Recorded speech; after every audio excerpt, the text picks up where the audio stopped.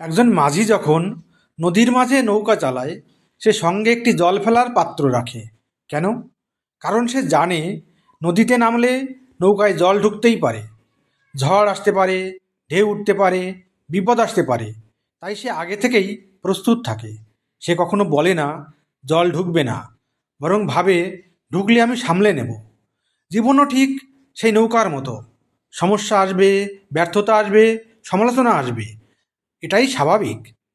কিন্তু প্রশ্ন হলো, আপনি কি আপনার জল ফেলার পাত্র সঙ্গে রাখছেন? সেই পাত্র হতে পারে ধৈর্য, আত্মবিশ্বাস, নতুন করে চেষ্টা করার সাহস, শেখার মানসিকতা। কিন্তু যে মানুষ আগে থেকেই জানে সমস্যা আসতে পারে, সে ভেঙে পড়ে না, সে প্রস্তুত থাকে।